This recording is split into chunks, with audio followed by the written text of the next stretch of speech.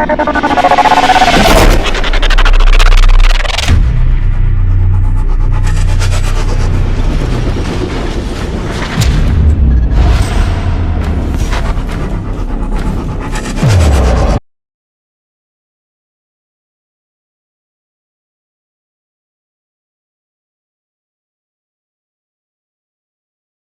மாதத்திலே கர்த்தர் ஒரு சில மாறுதல்களை நமக்கு கொடுக்க போகிறார்.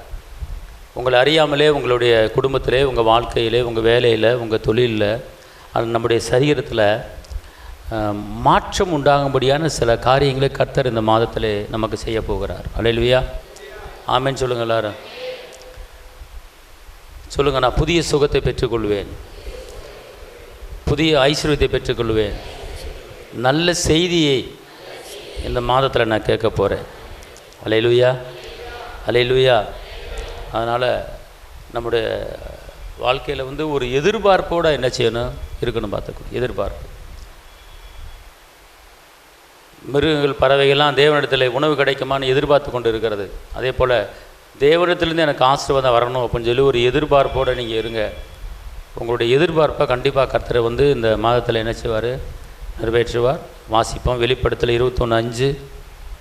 சிங்காசனத்தில் வீற்றிருக்கிறவர் நான் சகலத்தையும் உங்களுக்கு நான் என்ன செய்ய போகிறேன், புதிதாக்க போகிறேன் என்று அவர் சொல்கிறார். நல்லா தெரிஞ்சு கொள்ளுங்க, கர்த்தர் சொன்ன ஒவ்வொரு வார்த்தையுமே அது மெய்யான வார்த்தை, அது சத்தியமான வார்த்தை, அது உண்மையான வார்த்தை. இதை என் பிள்ளைகள்கிட்ட சொல்லு அப்படி சொல்லி சிங்காசனத்தில் வீற்றிருக்கிறவர் இதோ நான் சகலத்தையும் நான் புதிதாக்குறேன் என்றார். பின்னும் அவர் இந்த வசனங்கள் சத்தியமும் உண்மையுமானவைகள். இந்த வசனம் என்னது? சத்தியமும் உண்மையுமானவை. அப்புறம் என்ன அர்த்தம்னு கேட்டிங்கன்னா, இப்போ வாசிக்கப்பட்ட இந்த வசனத்தில் என்ன இருக்குன்னு கேட்டிங்கன்னா, சத்தியம் இருக்கிறது, உண்மை இருக்கிறது.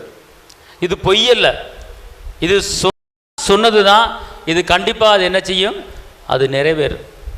சொன்னதை கர்த்தர் செய்கிற தேவன்.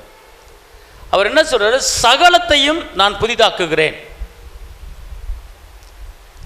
சகலம் என்றால் அந்த சகலத்துக்குள்ளே எல்லாமே அடங்கிவிட்டது. அன்பு, சமாதானம், இரக்கம், தயவு, வெற்றி, விடுதலை, செழிப்பு, சுகம், இது எல்லாமே அந்த சகலத்துக்குள்ளே என்ன செய்தது, அடங்கிடுச்சு. அப்பனா உங்கள் வாழ்க்கையில் சகல காரியங்களையும் நான் என்ன செய்ய போகிறேன், என்ன செய்ய போகிறேன்னு சொல்கிறாரு, புதிதாக்க போகிறேங்கிறார். எங்க பழையது என்று ஒன்று இருக்கிறது, புதியது என்று ஒன்று இருக்கிறது. பார்த்துக்கொள்ளுங்க. பழைய ட்ரெஸ்ஸு ஒன்று இருக்குது, புதிய ட்ரெஸ்ஸு ஒன்று இருக்குது. கர்த்தர் எந்த ஒரு காரியத்தை செஞ்சாலுமே நமக்கு பழைய காரியத்தை எதையுமே செய்ய மாட்டார். நான் புதிய காரியத்தை நான் உனக்கு என்ன செய்ய போகிறேன், செய்ய போகிறேன் அப்படிங்கிறார். ஏசாயா 43:19 அவர் சொல்கிறாரு, நான் உனக்கு வழியை நான் உருவாக்கி தருவேன், நான் உனக்கு பாதையை உருவாக்கி தருவேன், நான் உனக்கு செய்ய வேண்டிய காரியத்தை நான் உனக்கு சொல்லி தருவேன், வழியை நான் உருவாக்குவேன். குடும்பத்திலே, வாழ்க்கையிலே வழி தெரியாமல், பாதை தெரியாமல் எப்படி குடும்பத்தை நடத்துவது, எப்படி பிள்ளைகள் காரியத்திலே ஒரு ஜெயத்தை பார்ப்பது, ஒரு வழி தெரியாமல் நான் திக்கு திணறி கொண்டு நான் தள்ளாடி கொண்டு இருக்கிறேன் என்று நீங்கள் கலங்கி கொண்டு இருந்தால் கர்த்தர் சொல்கிறாரு, இந்த மாதத்திலே நான் உனக்குன்னு ஒரு வழியை உருவாக்கி உன்னை வேகமாக அந்த வழியில் உன்னை என்ன செய்ய போகிறேன், ஓட வைக்க போகிறேன். அல்லேலூயா. அவர் வழிகளை உருவாக்குறவர், வழியை போட்டு தருகிறவர். கோலான காரியங்களை அவர் செவ்வையான காரியங்களாய் மாற்றுகிறவர். அல்லேலூயா. சத்தமா சொல்லுங்க, அல்லேலூயா. அப்ப கர்த்தர் என்ன சொல்றாருன்னா, நான் உனக்கு ஒரு வழியை போட்டு காட்டுறேன், ஒரு வழியை காட்டுறேன் உனக்கு. இதுவரைக்கும் வழி தெரியாம இருந்திருக்கலாம், எந்த வழியில போறதுன்னு தெரியலேன்னு குழம்பி போய் இருந்திருக்கலாம். ஆனா கர்த்தர் சொல்றாரு, நான் உனக்கு வழிகளை நான் என்ன செய்வேன், உருவாக்குவேன், வழிகளை உனக்கு போட்டு தருவேன். வேலை காரியத்தில் தள்ளாட்டம் இருக்கிறதா, உனக்கு ஒரு வழியை அவர் போட்டு தர போகிறார். பிள்ளைகள் வாழ்க்கையிலே ஒரு சரியான ஒரு தெளிவு இல்லாமல் இருக்கிறதா, அதுக்கு ஒரு வழியை என்ன செய்ய போகிறாரு, போட்டு காட்ட போகிறாரு. நிலையான நிரந்தரமான வருமானம் இல்லாமல் தள்ளாடி கொண்டு இருக்கிறீர்களா, நான் அதுக்கு ஒரு நிரந்தரமான ஒரு வழியை உனக்கு நான் என்ன செய்ய போகிறேன், போட்டு கொடுக்க போகிறேன். அல்லேலூயா, அல்லேலூயா. அப்போ கர்த்தர் இந்த மாதத்தில் நிறைய வழிகளை உங்களுக்கு உருவாக்கி கொடுக்க போகிறார். புதிய பாதைகள் உங்களுக்கு உண்டாக போகிறது. நீங்கள் பழைய வழியில் பழைய பாதையில் போய் போய் போய் நடந்து ஒன்றும் பார்க்காம இருந்திருக்கலாம். ஆனால் கர்த்தர் சொல்கிறாரு, செழிப்புக்குன்னு ஒரு வழி இருக்கப்பா, அன்புன்னு ஒரு வழி இருக்கப்பா, சமானத்துக்கு ஒரு வழி இருக்கப்பா, அந்த வழியில் உன்னை என்ன செய்ய போகிறேன், நான் நடத்த போகிறேன். ஆமென் சொல்லுங்க. அல்லேலூயா. அப்போ நம்ம என்ன செய்யணும் அப்படின்னு கேட்டால், அவருடைய வழிக்கு நம்ம அர்ப்பணிக்கணும். பார்த்துக்கொள்ளுங்க. உன் வழியை கர்த்தரிடத்தில் என்ன செய்ய ஒப்புவி, அப்போது நான் காரியங்கள் என்ன செய்வேன், வாய்க்க பண்ணுவேன் அப்படிங்கிறார். 2 கொரிந்தியர் 5:17 சொல்லுகிறது, ஒருவன் கிறிஸ்துவுக்குள் இருந்தால் பழையவைகள் எல்லாமே. அல்லேலூயா. அந்த புதிய வழியை அவர் நமக்கு காட்டுவதற்கு, புதிய உயர்வையும் மேன்மையை நமக்கு அவர் கொடுப்பதற்கு அவர் சொல்லுகிற ஒரு காரியம், நீ கிறிஸ்துவுக்குள்ளே இருந்தால்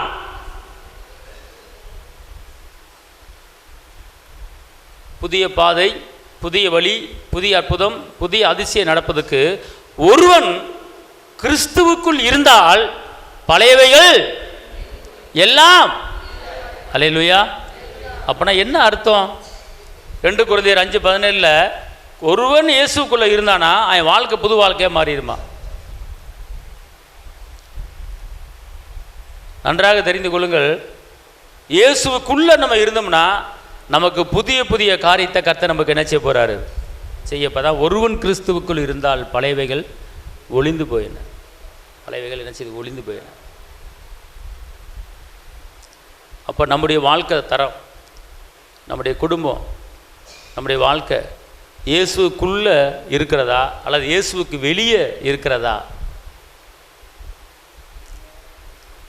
பழைய காரியம் ஒழிய வேண்டுமென்றால், பழைய கடன் பிரச்சனை, பழைய நெருக்கம், பழைய பாவங்கள் எல்லாம் ஒழிய வேண்டும் அப்படின்னா அவர் சொல்கிறாரு, நீ எனக்குள்ளே நீ இருக்க வேண்டும், நீ எனக்குள்ளே இருக்க வேண்டும். நீ எனக்குள்ளே இருந்தால் நான் பழசெல்லாம் ஒழிச்சிட்டு உனக்கு புது புது காரியத்தை உனக்கு நான் செய்ய போகிறேன். ஆமென் சொல்லுங்க.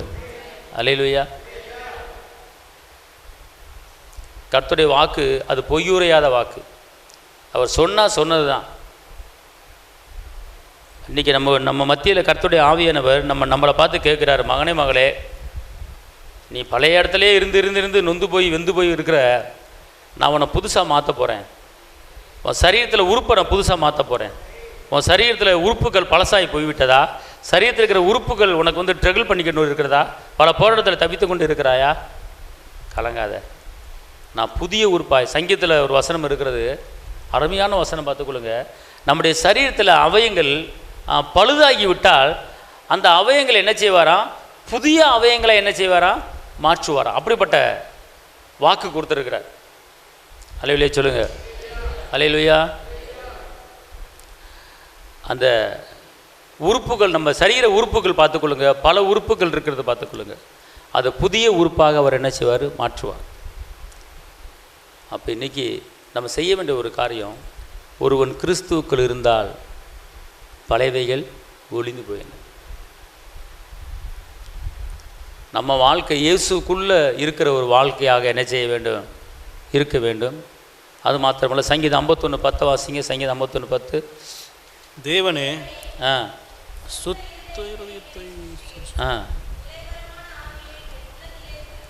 அல்லேலூயா. தேவனே சுத்த இதயத்தை என்னிலே நிலவரமான ஆவியே, நிலவரமான ஆவி, சுத்த இருதயம். அல்லேலூயா. வாழ்க்கையில் முன்னேறுவதற்கு தாவீது மனம் கசந்து தன் பாவத்தை அறிக்கிட்டு, தேவனே எனக்கு சுத்தமான ஒரு இருதயத்தை எனக்கு தாங்க, நிலவரமான ஆவியை என் உள்ளத்தில் என்ன செய்யுங்க, புதுப்பிங்க. இப்போ ஒரு மரம் இருக்குன்னு வச்சுக்கொள்ளுங்க. அந்த மரம், இப்போ ஒரு சப்போட்டா மரம் இருக்குதுன்னு வச்சுக்கொள்ளுங்க. அந்த சப்போட்டா மரம் நல்லா காய்ச்சி நல்லா கனி கொடுத்துக்கிட்டு இருக்கு. பார்க்குறவங்களுக்கு ஒரு ஆச்சரியமாக இருக்குது, இப்படி ஆயிரக்கணக்கான பழங்கள் இந்த மரத்தில் தொங்குது, இந்த மரம் அவ்வளோ செழிப்பாக இருக்கு அப்படின்னு சொல்லி எல்லாம் சொல்கிறாங்கன்னு வச்சுக்கொள்ளுங்க.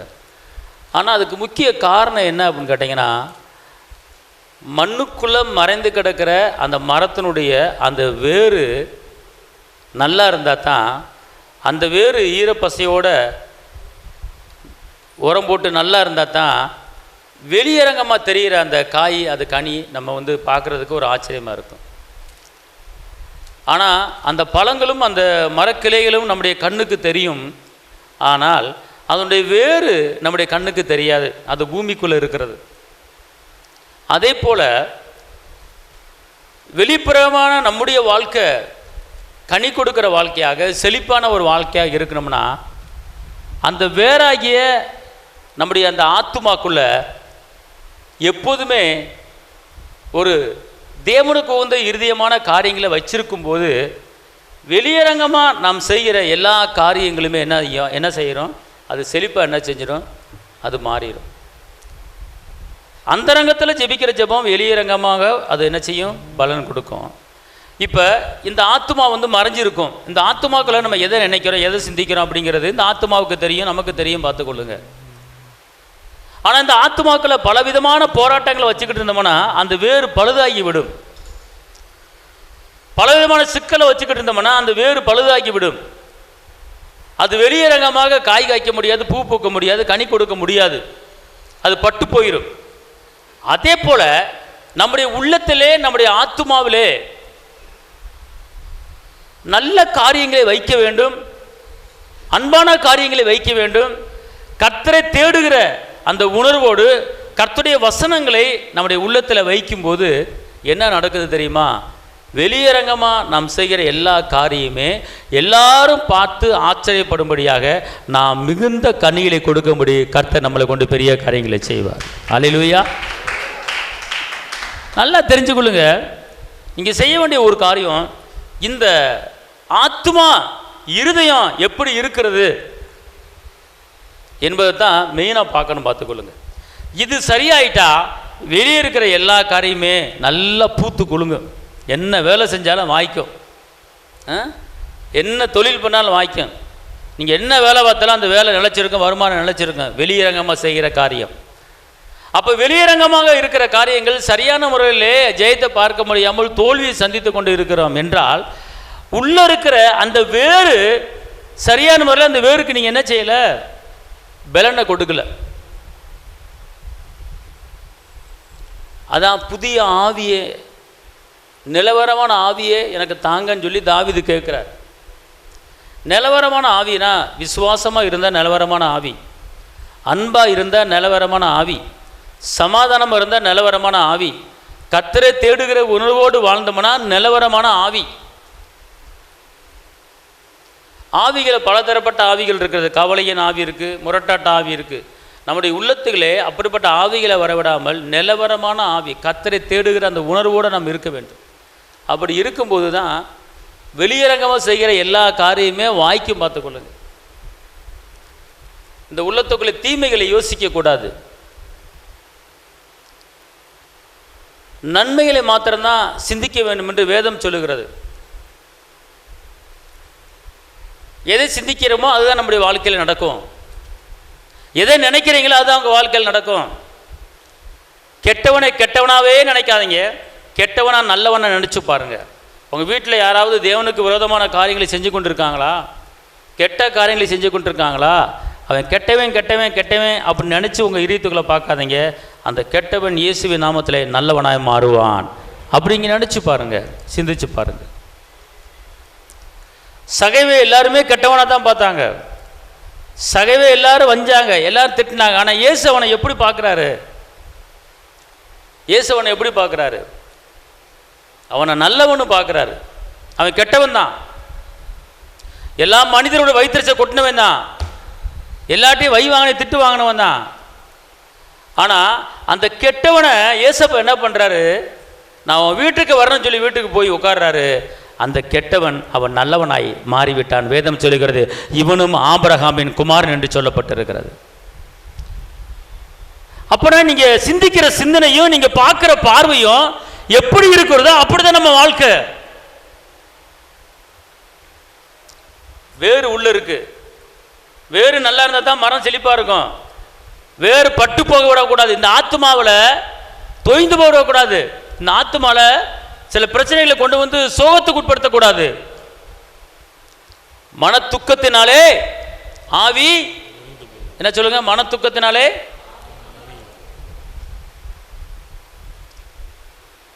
இந்த மனதுக்குள்ள துக்கத்தை நிறைய சேர்த்துட்டோன்னு வச்சுக்கொள்ளுங்க, வேறு பழுதாகி விடும். அந்த வேறு பழுதான பிற்பாடு மேலே இலையும் என்ன செய்யும்? பட்டு விடும். ஒரு பூவும் பூக்காது, காயும் காய்க்காது, கனியும் கொடுக்காது. என்ன பிரச்சனை பார்த்துக்கொள்ளுங்க. ஏசப்பா சொல்கிறாரு, கனி கொடுக்குற மரமாக நம்ம இருக்கணும். கனி கொடுக்குற மரமாக நம்ம இருக்கணும். நம்முடைய இந்த ஆத்துமாக்குள்ள எதையுமே பட்டு போகிற ஒரு காரியமாக வைக்கக்கூடாது. கடைசியாக சகோதரரே, அன்பு உள்ள வேலையவைகளோ, புண்ணியம் எதுவோ, புகழ் எதுவோ, நற்கீர்த்தி எதுவோ, பிலிப்பியர் 4:8, அதையே நீங்கள் என்ன செய்யுங்க? சிந்தித்து கொள்ளுங்கள் என்றார்.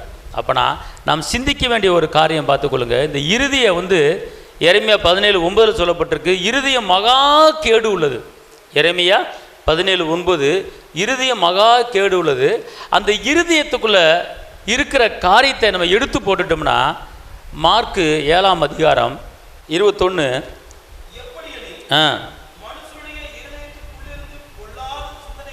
பாருங்க. இந்த வேறு கண்ணுக்கு தெரியாது. அதே போல நம்முடைய ஆத்மாக்குள்ள இருக்கிறது யாருக்குமே தெரியாது, கர்த்தரை தவிர. அப்ப இங்க என்ன சொல்லப்பட்டிருக்குன்னா, வாசிக்கப்ப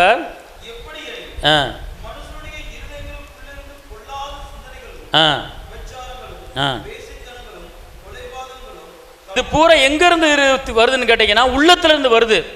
அப்ப உள்ளத்துல இருந்து வருது, இதுதான் உனக்கு தீட்டு அப்படிங்கிறார்.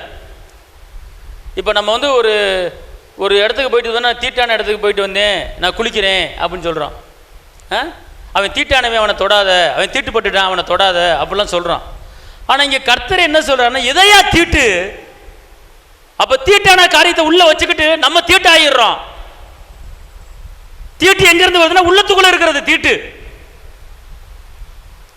வெளிப்புற தீட்டு அல்ல. அவர் ஏன் சொல்ற, எதை தீட்டுங்கிறாரு அப்படின்னு கேட்டா, இங்க எப்படி போட்டிருக்கு? களவுகளும் பொருளாசைகளும் துஷ்டத்தனங்களும் கபடும் காம விகாரமும் வன்கண்ணும் தூசணமும் பெருமையும் மதிகேடும் பொல்லாங்கனாய இவைகள் எல்லாம் உள்ளத்திலிருந்து. அப்ப இந்த தீட்டை வச்சுக்கிட்டு, எசப்பா எனக்கு அற்புதம் செய்யுங்க, என்னை வழி நடத்துங்க, எனக்கு ஒரு பாதையை காட்டுங்க, என் கடன் பிரச்சனை அடைங்க, என் துக்கத்தை சந்தோஷமா மாத்துங்க அப்படின்னு விண்ணப்பத்தை பண்ணும்போது இந்த விண்ணப்பத்துக்கு பதில் வராது. முதல்ல அவர் சொல்றாரு, உள்ளத்துக்குள்ளே, ஆத்மாக்குள்ளே வேறு மறைஞ்சு கிடக்கிறது போல உள்ளத்துக்களை இப்படிப்பட்ட தீட்டான காரியத்தை வைத்துக் கொண்டு நீ கேட்கும் போது அவர் கொடுக்க முடியாது. இந்த தீட்டான காரியங்களை உள்ளத்தை விட்டு, ஆத்மா விட்டு வெளியே எரிந்துவிடு.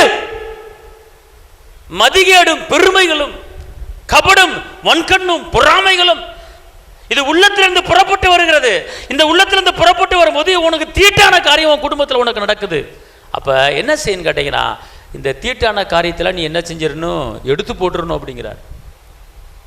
இதிலெல்லாம் உள்ளத்திலிருந்து புறப்பட்டு மனுஷன் என்ன செய்யும்? தீட்டுப்படுத்தினா அப்படின்னு கேட்டால், நம்ம ஒரு கெட்டவன்னு சொல்லலாம், அல்லது எதுக்குமே லாய்க்கில்லைன்னு சொல்லலாம், எதுவுமே உனக்கு கிடைக்காதுன்னு சொல்லலாம், எந்த செழிப்பை நீ பார்க்க முடியாதுன்னு சொல்லலாம். இது ஒரு பக்கம் இருக்க, ஆனால் வெளியே நாம் ஆண்டவரை மகிமைப்படுத்துகிறோம், துதிக்கிறோம். ஆனால் உள்ளத்துக்குள்ளே ஒரு சில நேரங்களிலே இப்படிப்பட்ட காரியத்தை நாம் என்ன செய்கிறோம்? நம்ம பேசுகிறோம். பேசும்போது உள்ளத்தில் இருக்கிறது வாயில் என்ன செய்யுது? வருது, பார்த்துக்கொள்ளுங்க. அப்போ இப்படிப்பட்ட தீட்டான காரியத்தை வைத்துக்கொண்டு நாம் ஜெபிக்கும் போது எப்படி கர்த்தர் நம்முடைய வாழ்க்கையில் புதிய காரியத்தை செய்ய முடியும்? அவர் புதிய காரியத்தை செய்வேன்னு சொல்கிறாரு. ஆனால் நம்மகிட்ட இருக்கிற தீட்டான காரியங்களை, இந்த மாதிரி பொருளாசை, பெருமை, வன்கண்ணு, இதெல்லாம் நம்ம உள்ளத்தில் என்ன செய்யக்கூடாது? இருக்கக்கூடாது. உள்ளம் ஆத்மா ஃப்ரீயாக இருக்கணும். அப்படி இருக்கும்போது பார்த்துக்கொள்ளுங்க, இந்த வேறு பழுதில்லாமல் நல்லா தண்ணி பாய்ச்சி, நல்லா ஜெபிச்சு, நல்லா துதிச்சு, நல்லா ஆராதிச்சு உள்ளே இருக்கிற அந்த வேரை நீங்கள் ஸ்ட்ராங் பண்ணிட்டீங்கன்னா, வெளியரங்கமாக பார்க்கிற நம்மளை எல்லாரும் இவன் இப்படிப்பட்ட ஒரு கனி கொடுக்குற மரமாக மாறி இருக்கிறானே, எப்படி இவன் வாழ்க்கை உயர்ந்தது, எப்படி இவன் வாழ்க்கை செழிப்பாக மாறினது, எப்படி இவன் காண்டாமிருகத்துக்குண்டான ஒத்த பலத்தோடு வாழ்கிறான், இவன் என்ன செஞ்சாலும் வாய்க்குதே, மிகுந்த கனிகளை கொடுத்து கொண்டு இருக்கிறானே, அநேகர்களுக்கு வேலை கொடுத்து கொண்டு இருக்கிறானே, அநேகர்களுக்கு உதவி செய்கிறானே, இவ்வளோ செழிப்பு இவனுக்குள்ளே எப்படிப்பா வந்தது, இவ்வளோ உயர்வு இவனுக்குள்ளே எப்படிப்பா வந்தது, இதுக்கு என்னப்பா காரணம், எப்படி அப்படி எல்லாரும் வெளியரங்கமாக நம்மளை பார்த்து ஆச்சரியப்படும்படி நம்ம வாழ்க்கையை அவர் என்ன செய்வார், உயர்த்துவார்.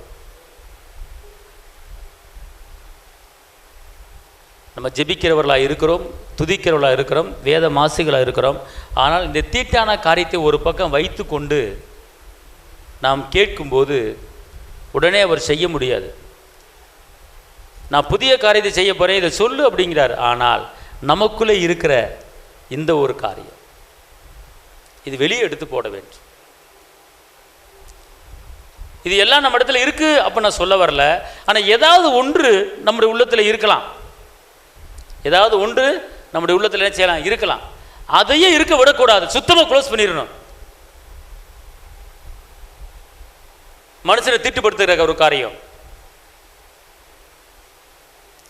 தீட்டுனா செத்த பிரேதம் கூட தீட்டுன்னு தான் சொல்லுவாங்க. ஏதாவது தீட்டுன்னு உங்களுக்கே தெரியும். அவனை தொடாத, அவனை பார்க்காத அப்படின்லாம் சொல்லுவாங்க. தீட்டுனா சில அற்புதங்களை பெற்றுக்கொள்ள முடியாத ஒரு சூழ்நிலை இருக்கிறவங்களுக்கு பேர் தீட்டுன்னு சொல்லுவோம். ஆனால் இங்கே கர்த்தர் சொல்றாரு, தீட்டான காரியங்கள் எவை எவைகள், அவனை தொடாத, அவன் பக்கத்தில் உட்காராத, அவன் தீட்டானவன் அப்படி சொல்கிறோம். ஆனால் அதெல்லாம் பேசுகிற நம்ம எது தீட்டு எது தீட்டு இல்லை அப்படிங்கிறத முதல் நம்ம மைண்டு கொண்டு வரணும். இதுதான் தீட்டு. மனுஷனை தொடர்னாலும் அந்த தீட்டு உங்களை ஒன்றும் செய்ய போகிறது கிடையாது. ஒரு கேதை வீட்டுக்கு போயிட்டு வந்துட்டு ஒரு தீட்டுன்னு சொல்லணும், அது உங்களை நம்மளை ஒன்றும் செய்ய போகிறது கிடையாது. குளிக்கிறது நல்லது. ஆனால் நம்முடைய உள்ளத்தை அறிகிற தேவன், நீங்கள் பொறாமப்பட்டீங்கன்னா நீங்கள் தீட்டு உள்ளவர்கள், நீங்கள் வன்கண்ணாக இருந்தால் நீங்கள் தீட்டு உள்ளவர்கள், நீங்கள் பொருளாசையை உடையவர்களாக இருந்தால் தீட்டு உள்ளவர்கள், பொல்லாத சிந்தனைகள் சிந்திச்சோம்னா, பொல்லாத சிந்தனை சிந்திச்சோம்னா தீட்டுள்ளவர்கள். அப்போ இப்படிப்பட்ட காரியங்கள் நம்முடைய உள்ளத்தில் என்ன செய்யக்கூடாது, இருக்கக்கூடாது. இது இல்லாமல் இருக்கும்போது கர்த்தர் நம்முடைய வாழ்க்கையை என்ன செய்வாரா, புதிய காரியம் என்ன செய்வாரா, மாற்றுவாரா. நல்லா புரிஞ்சு கொள்ளுங்க. இந்த மாதத்தில் இந்த தீட்டான காரியங்கள் நம்முடைய உள்ளத்தில் இருக்குமா? நமக்கு விரோதமாக பல பேர் துரோகம் பண்ணியிருக்கலாம், பல பேர் பல காரியங்களை சொல்லியிருந்திருக்கலாம். நம்ம அதை கர்த்தரிடத்தில் ஒப்பு கொடுப்போம், கர்த்தரிடத்தில் நம்ம என்ன செய்வோம், சொல்லுவோம். எக்காரணத்தை கொண்டும் வன்கண்ங்கிறது வஞ்சிக்கிறது. அந்த வஞ்சக ஆவிக்கு நம்ம உள்ளத்தில் இடம் கொடுக்கக்கூடாது.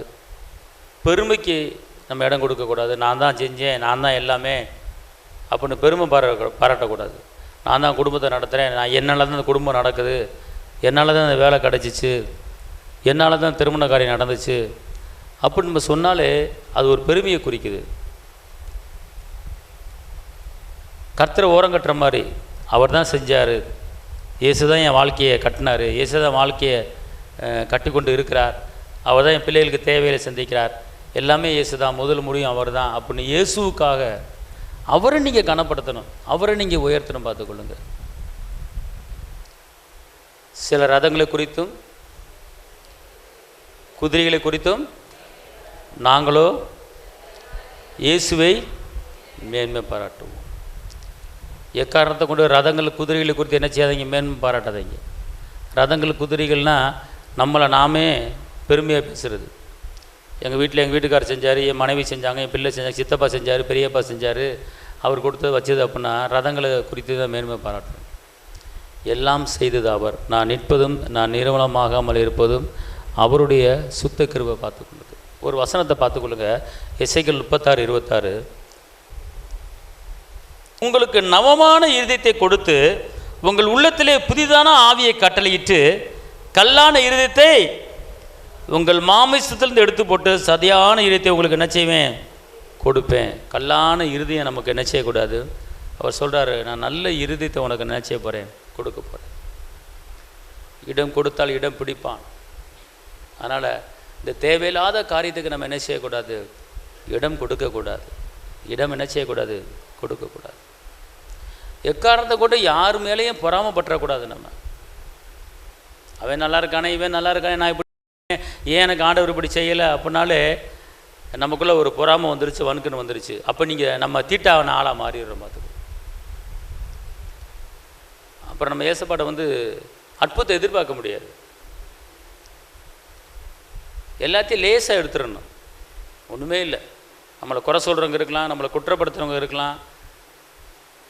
அதை கர்த்தர்கிட்ட ஒப்பு கொடுங்க. நம்ம பதிலுக்கு நம்ம எதுவும் செய்யக்கூடாது. பதிலுக்கு நம்ம பலிக்கு பலி என்ன செய்யக்கூடாது? வாங்கக்கூடாது. அவன் மட்டும் முன்னேறிட்டே போகிறான், நான் முன்னேறலையே அப்படின்னு நம்ம சொல்லக்கூடாது. அப்படி சொன்னாலே பொறாமல் வந்துருச்சு, நம்ம ஒரு தீட்டான ஆளாக மாறிடும். பார்த்துக்கூடாது.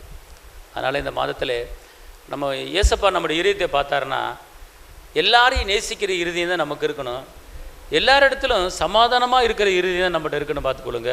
கர்த்தரை தேடுகிற அந்த உணர்வு மாத்திரம் தான் நம்மகிட்ட இருக்கணுமே தவிர, நம்முடைய கர்த்தர் நம்ம உள்ளத்தை அறிந்து ஆராய்கிற தெய்வம். இப்போ யார் யார் உள்ளத்தில் என்னென்ன இருக்குங்கிறது யாருக்கும் தெரியாது, ஆனால் அவருக்கு தெரியும். அவர் இருதயத்தை சோதித்து அறிகிற தேவன் என்று வேதம் சொல்லுகிறது. உன் இருதயத்தின் நினைவுகளையும் தோற்றங்களையும் அறிகிறவர் அவர். அப்போனா நல்லதை மாத்திரம் உள்ளத்தில் வைப்போம், கெட்டதை வைக்கவே வைக்காதீங்க. அதாவது அந்த உள்ளத்தில் வைக்கிறது என்னன்னு கேட்டிங்கன்னா, அது கற்பம் தங்குற மாதிரி. இந்த ஏசி 59 எடுங்க சொல்கிறேன். 13 கர்த்தருக்கு விரோதமாய் துரோகம் பண்ணி பொய் பேசி எங்களை தேவனை விட்டு பின்வாங்கினோம்.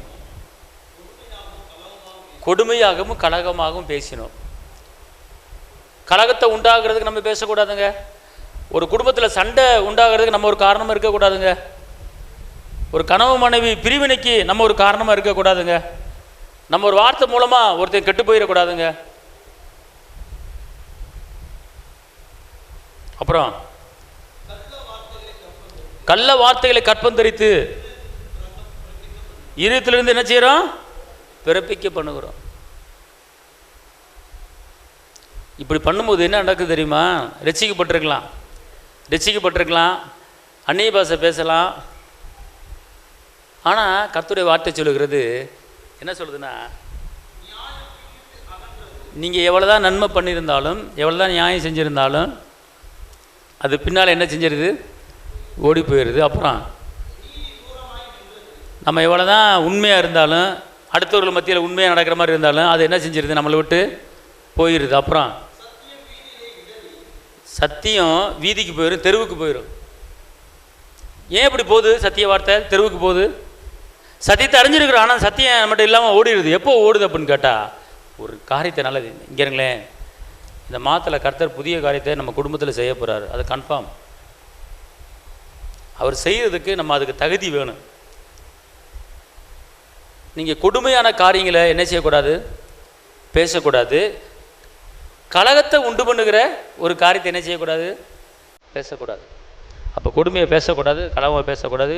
இதயத்தை புதிப்போம். கர்த்தர் பெரிய காரியம்.